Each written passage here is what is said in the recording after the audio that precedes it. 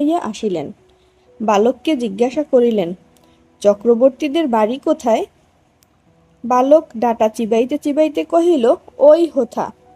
কিন্তু কোন দিকে যে নির্দেশ করিল কাহারও বুঝিবার সাধ্য রহিল না। ভদ্রলোকটি আবার জিজ্ঞাসা করিলেন, কোথা?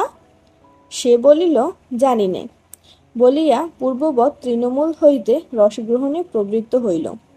বাবুটি তখন অন্য লোকের সাহায্য অবলম্বন করিয়া চক্রবর্তীদের গৃহের সন্ধানে চলিলেন। অবিলম্বে বাঘা বাগদি আসিয়া কহিল, ফটিক দাদা, মা ডাকছে। ফটিক কহিল, যাব না। বাঘা তাহাকে বলপূর্বক আরকোলা করিয়া তুলিয়া লইয়া গেল। ফটিক নিষ্ফল আক্রোশে হাত পা ছুড়িতে লাগিল। ফটিককে দেখিবা মাত্র তাহার মা অগ্নিমূর্তি হইয়া কহিলেন, আবার তুই মাখনকে মেরেছিস? ফটিক কহিল, না, মারিনি। ফের মিথ্যে কথা বলছিস? কখনো মারিনি, মাখনকে জিজ্ঞাসা করো। মাখনকে প্রশ্ন করাতে মাখন আপনার পূর্বনালিশের সমর্থন করিয়া বলিল, হ্যাঁ, মেরেছে। তখন আর ফটিকের সহ্য হইল না। দ্রুত গিয়া মাখনকে এক সশব্দ চর কষাইয়া দিয়া কহিল, ফের মিথ্যে কথা।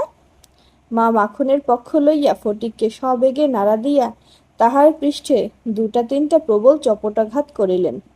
ফটিক মাকে ঠেলিয়া দিল।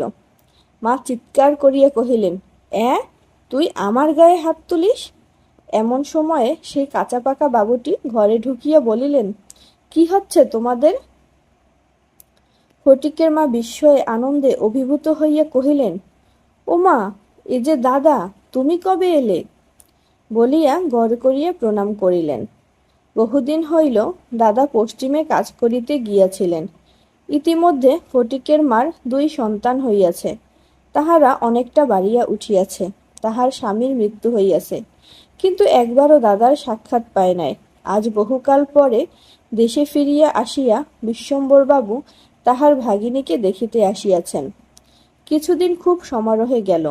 অবশেষে বিদায় লইবার 2-1 দিন পূর্বে বিশ্বম্বরবাবু তাহার ভাগিনীকে ছেলেদের পড়াশোনা এবং মানসিক উন্নতি সম্বন্ধে প্রশ্ন করিলেন।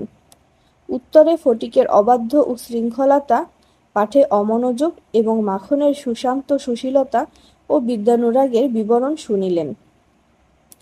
তাহার ভগিনী কহিলেন, ফটিক আমার হাড় জ্বালাতন করিয়াছে। শুনিয়া বিশ্বম্বর প্রস্তাব করিলেন, তিনি ফটিককে কলিকাতায় লইয়া গিয়া নিজের কাছে রাখিয়া শিক্ষা দেবেন। বিধবা এ প্রস্তাবে সহজেই সম্মত হইলেন। ফটিককে জিজ্ঞাসা করিলেন,